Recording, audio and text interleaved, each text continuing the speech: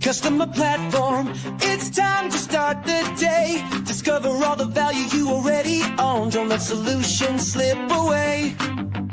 Wake up, customer platform. The tools are at your hand. No need to sleep on capabilities that can help your business stand. The answer's right before your eyes.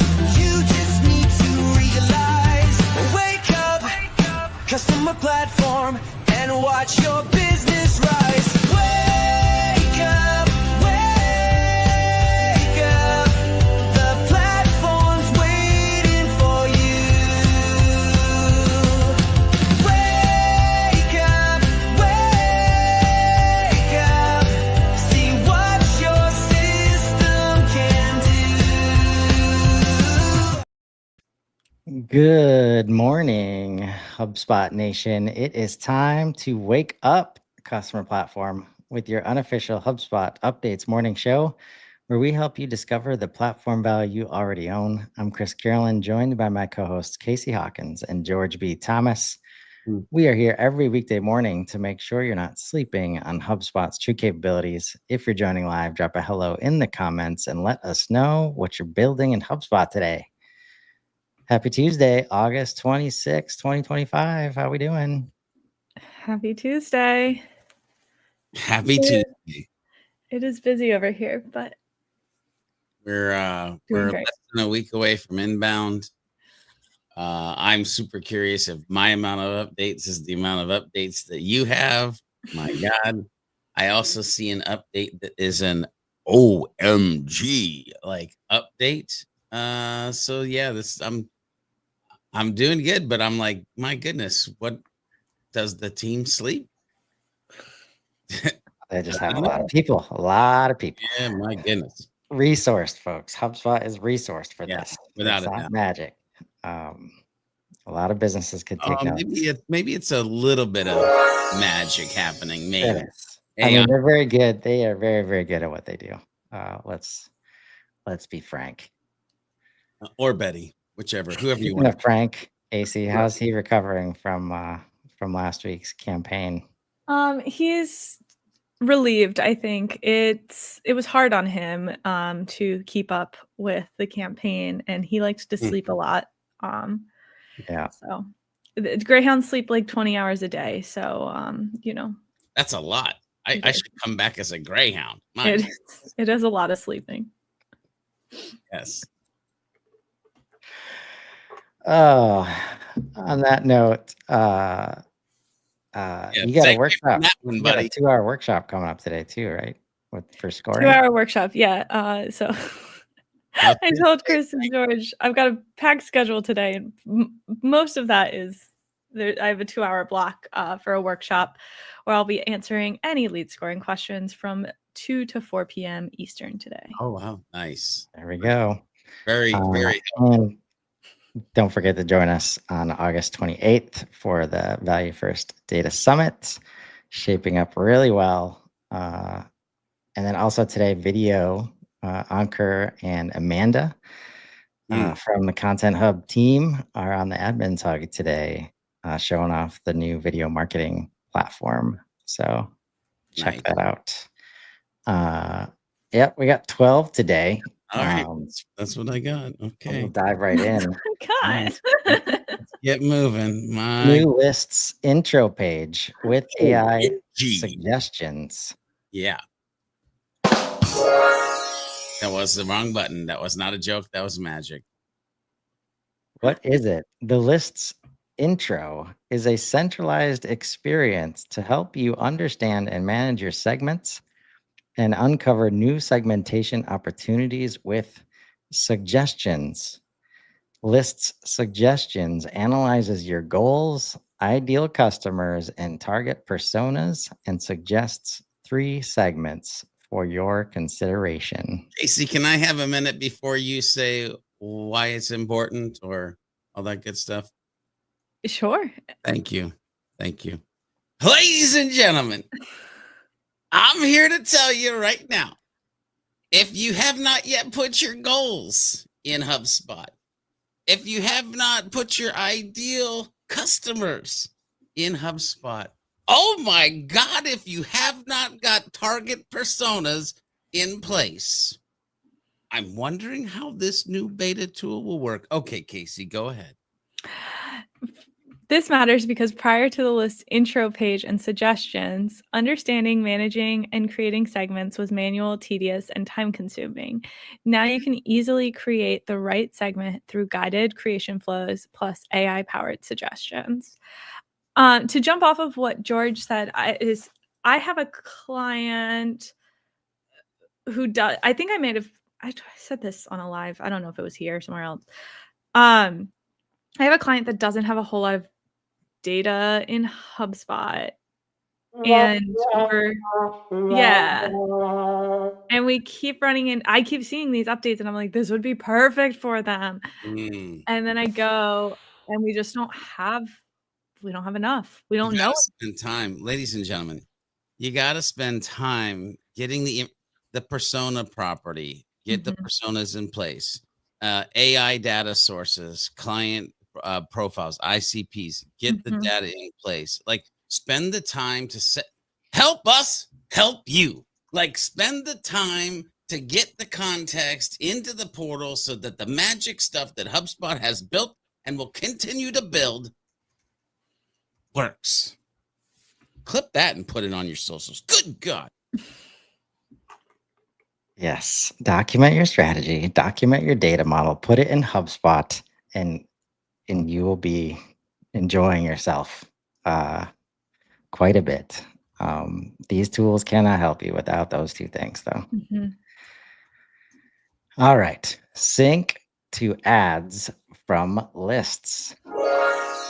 What is it? Easily activate contact lists across ad networks like LinkedIn, Google, and Facebook right from your list, unlocking segment creation and activation in one unified experience. Why does this matter? Lists, well, a lot of list stuff today. Sorry. I'm fine. Lists are used throughout HubSpot to help you quickly communicate with your most important segments and create personalized experiences for them. Before this release, creating a LinkedIn, Google, or Facebook ad audience from one of your segments was a disjointed experience, having to navigate back and forth between lists, ads, and the ad network. This new experience removes the friction by bringing ads directly into your segmentation workflow, making targeting eligibility visible and actionable, and taking immediate actions on your best segments. When you first read this update, Chris, I was like, we can already do that, HubSpot. And then what happened? And now I get it. It's just, so if you didn't know, you could already target HubSpot lists in your ad platforms. Match rates and performance will vary. But now my understanding is it's a little bit more of a unified experience. It was disjointed. That's accurate. Now you can do it from the other side. Yeah. Lists instead of going into ads. Yeah. I'm curious of this next update, what Casey's going to think of this next one. Yeah, hit that beta button. I saw it yesterday, actually. Like, I saw it in platform. You want to know how much of a habit it is to hit that beta button? At the beginning of this, I explicitly said internally that I was not going to hit it because I do not like ads. And then I hit it. And then you hit it. I like, Chris, you're never going to use this in your portal, but you were like, just on principle, I will not join this beta. Chris, whoopsie. Too late. Well, you do have a leave beta button. I know. You know what? Yeah. There you go. Let's just try that. Don't put That's unhappy. The first time I've ever hit this. This is. So, give him I'm not going to rate it because I haven't experienced it. So I'm not going to skew the data. Yeah. Your issue isn't with the update. Your issue is with. Yeah. Create lead scores with total score limits of up to 10,000. We'll What see if is Casey it? likes it or not. All lead scoring customers, both professional and enterprise, can now create lead scores with total score limits up to 10,000. You can select the following options from the total score limit dropdown: 100, 200, 300, 400, 500, 1,000, and 10,000. The increased score limit applies to all types of score, contacts, companies, and deals. But what if I want 900? No, never mind. I won't be that guy.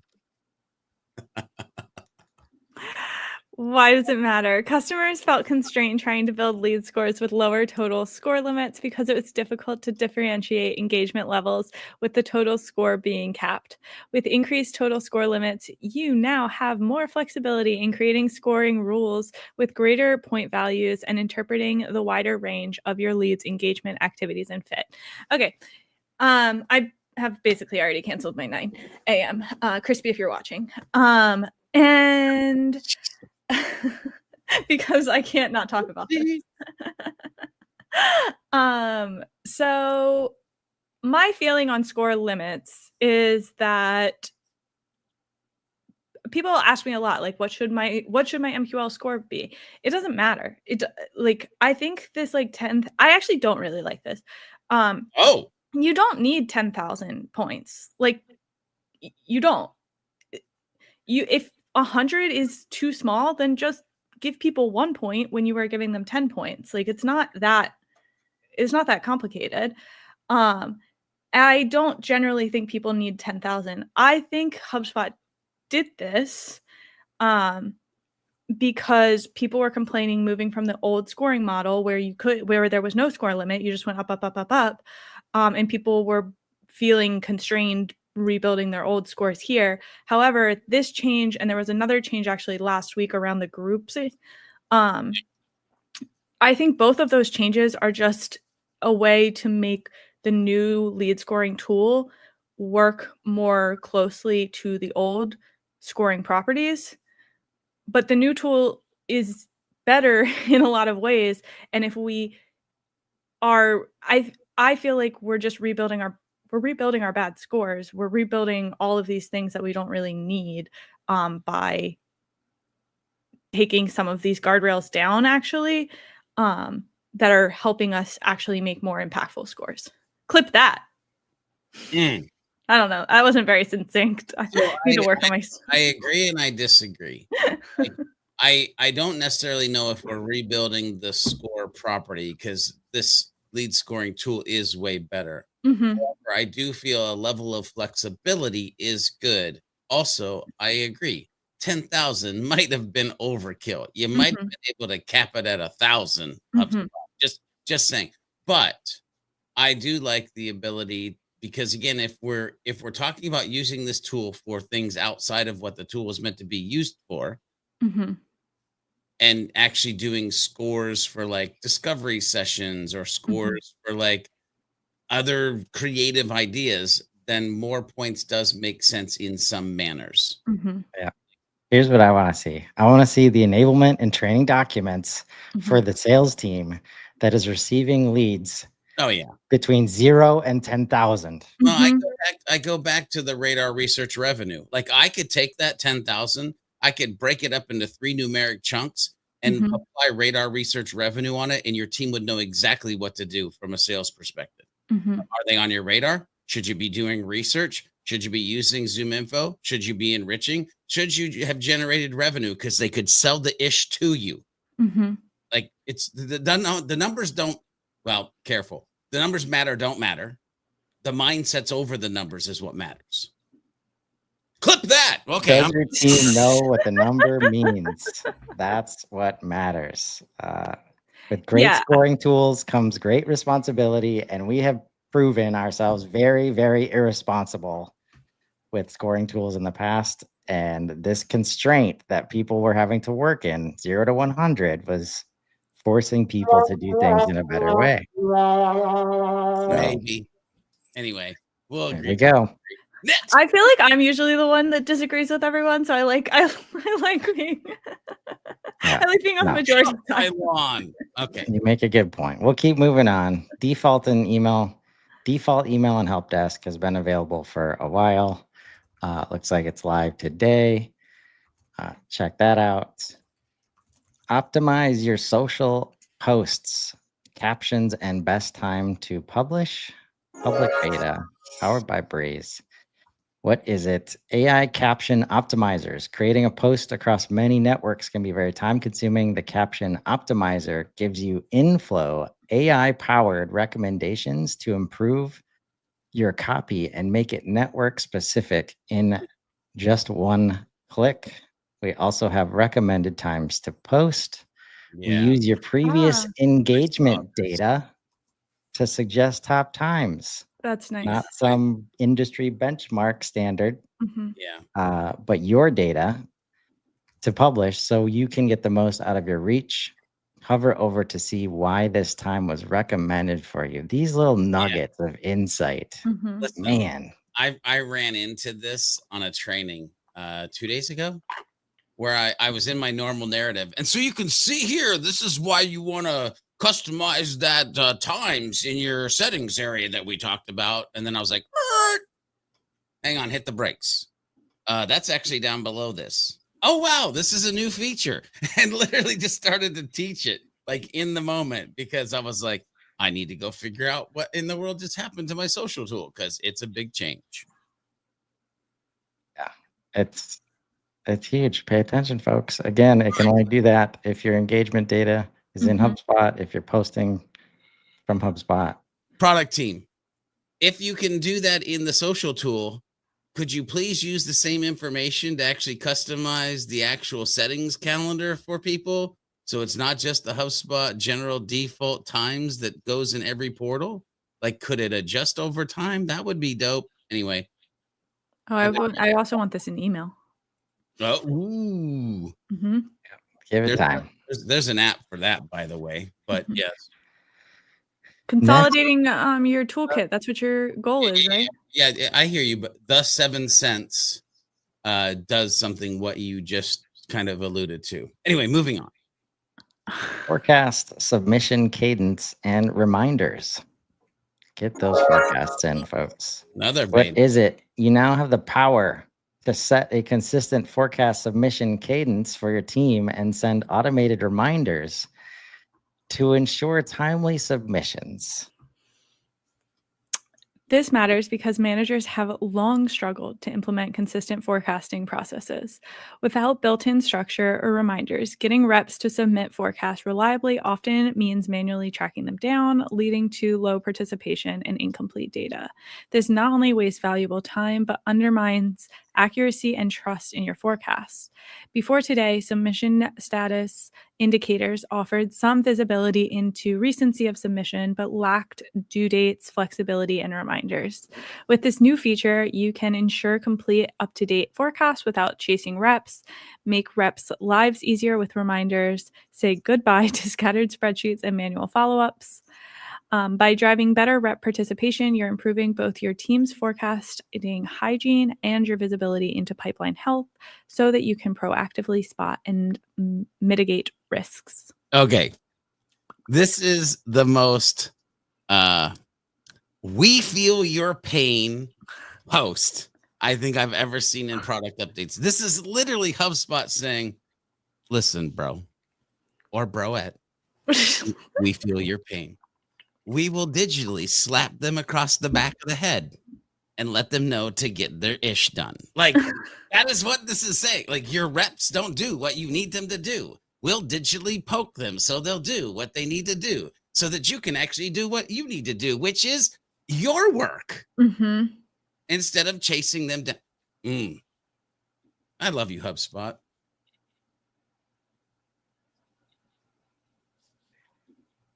Oh, because digital pokes and notifications and emails always work to make sure your team is doing their job.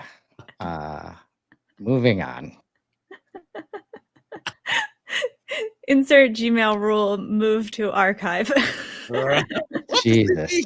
Oh Like, my I tell you, maybe the chasing them down part is the problem we need to be solving for. Okay. Guys, Enable automatic billing after first subscription invoice payment.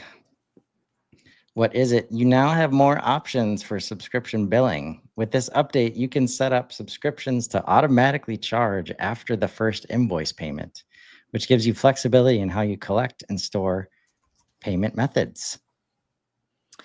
This matters because this gives your customer more options. They can now pay the first invoice manually and have future payments auto-charged using that same payment method. This saves your customers time and ensures you get paid.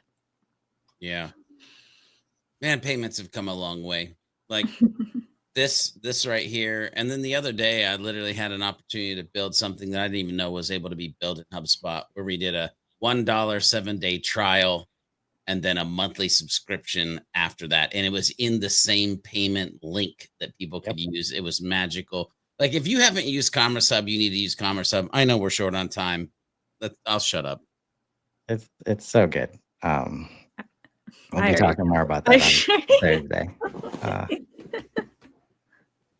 Domain settings improvements.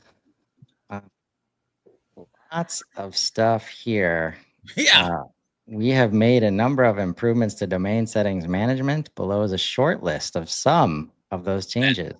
That is not a short list, but okay. Auto associate new content types to existing domain. Collapsible notifications. Improved business unit behavior. Persistent reverse proxy validation tool. Persistent SSL validation tool. System domains always appear in UI. Reduced notification noise. And if you want to learn what any of those words mean when used in this way, come and check out this update. Because if you're listening, just know, you might be like, George, that sounded short to me. There's a paragraph, if not more, for each one of those. It's not short. Go check out the update. All right. Yeah. I'll handle the why does it matter for Casey. It makes domain settings easier, is what I said. So, yeah. Custom report builder, quick access to report settings. What is it? You can now edit settings for reports built using the custom report builder, giving you the same flexibility as reports built with the single object report builder. This matters because this empowers you to quickly customize existing reports without starting from scratch. If you see a report that's close to what you need but requires adjustments, you can now modify chart types, properties, and dimensions directly rather than rebuilding the entire report in the custom report builder. I think this is great because there is very often that I just need to tweak a report, and even just for a one-time question. And then rather than, having to rebuild the whole report, having the ability to very quickly in the dashboard view, make adjustments is helpful. Good question from Guy here. That probably won't dive deep into here. I'd be surprised if notifications can be managed in this way, but related to forecasts, can you see the number of pokes? Can you manage whether or not they've taken action or not? Could be possible, but my question would be how much infrastructure do we want to build to support this getting your team to do their jobs? Depends on the amount of pain. But yes. I don't want to dive too deep in this, but I love the idea of being able to report the amount of pokes. Hashtag write up. Hashtag not job security. Okay, page 2. Before we get to page 2, create personalized content from lists. A big one. What is it? Content that isn't tailored to a specific audience isn't going to resonate. With list-based remixing, creating content that is targeted to a specific customer segment has never been easier. This allows marketers to move faster with creating unique content that is bespoke to your customers. This matters because most marketers engage in account-based marketing or marketing segmentation.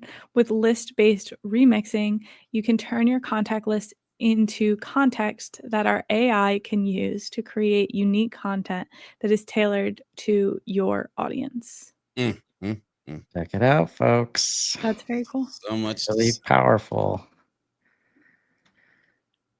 Oh, last one for today. Yes. Account cleanup for unused pages and blog posts. God.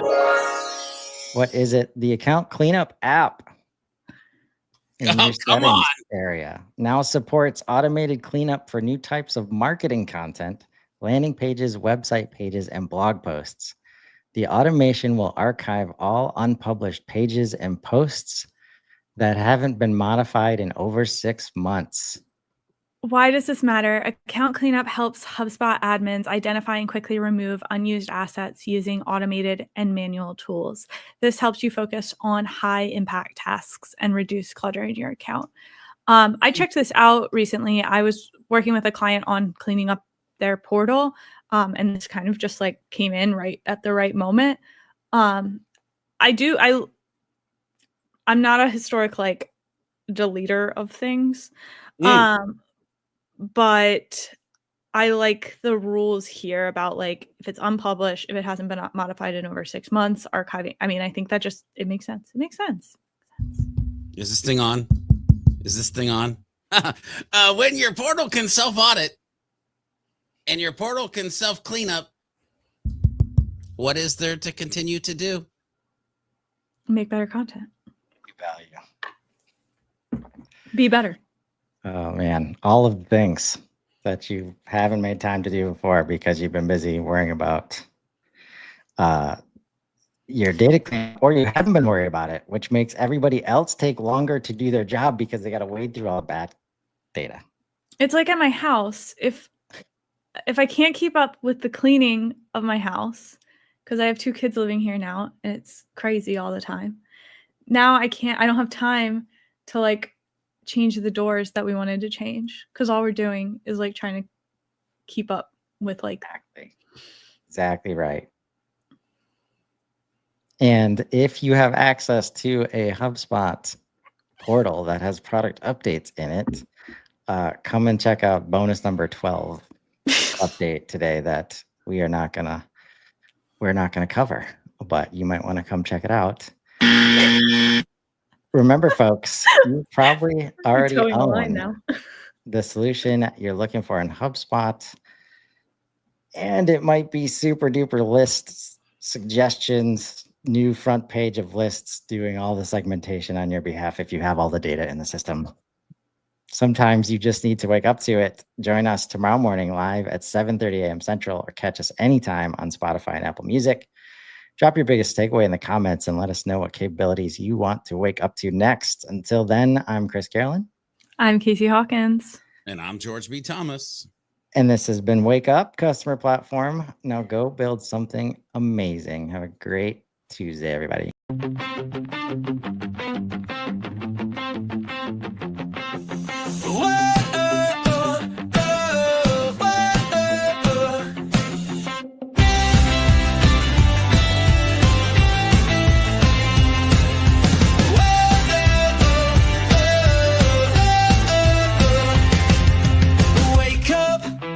Customer platform, it's time to start the day. Discover all the value you already own. Don't let solutions slip away.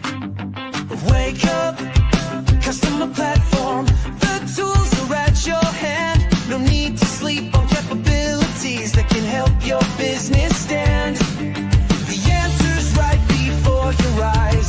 You just need to realize.